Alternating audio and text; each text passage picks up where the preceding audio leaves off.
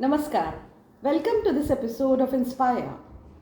Just below the Darjeeling station, there is a Hindu cremation ground. In that, there is a memorial, and on the plaque is written, "Here repose the ashes of Sister Nivedita of Ramakrishna Vivekananda, who gave her all to India."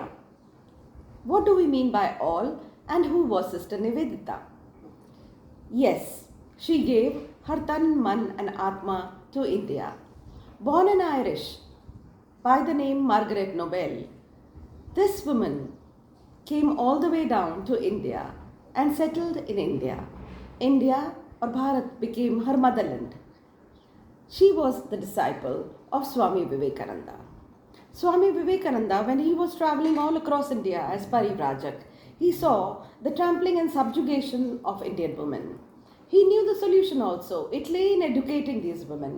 So therefore, Swami Vivekananda wanted somebody who was strong, who was like a lioness, and would take care or start teaching these women in India. So at that time in America, when Sister Nivedita heard Swami Vivekananda, she wanted to join him in India. After reaching India, Swami Vivekananda wrote to her that he was convinced that Nivedita had a great future in India and he needed a lioness who would work for Indians, especially women. Thus Margaret Nobel, or Sister Nivedita, as Swami Vivekananda later named her, came to India with a definite purpose. Her first school was opened at Bosepara in Calcutta. Swami Vivekananda was at Varanasi at that time, and he wrote to her, "May all powers come to you." Sri Sarada Devi had already blessed her. She was fondly called her cookie. On 18th November 1898, the school was opened. Today, the school still exists in Kolkata and is known as Ramakrishna Sarada Mission Sister Nivedita Girls School. Nivedita earned her money by writing articles for the newspaper and also by writing books. Sister Christina later helped her open a women's school. It was Mrs. Ole Bull who gave her money for personal expenses. The school that was opened was run along the nationalist lines. Children and she herself sat on low benches and they had low desks to write. She wore Swadeshi herself.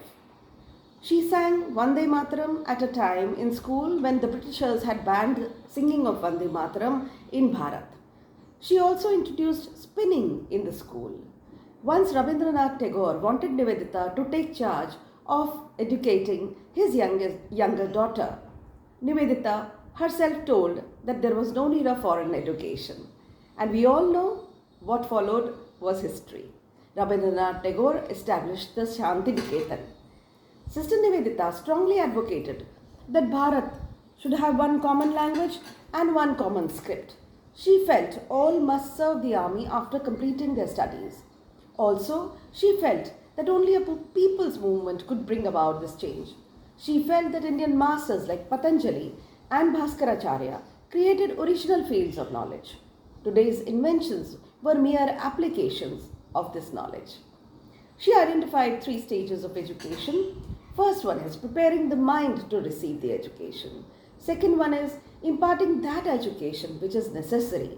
And third one is to bring these 2 things together by training our feelings. Jana, Desh, Dharma is the need of the hour today also. Her thoughts on education are relevant today also. She left this world at a young age of 43 years. Let us pay homage to this Agnishikha or flame of fire as Sri Aurobindo called her. Dhanyavad. Thank you very much for listening.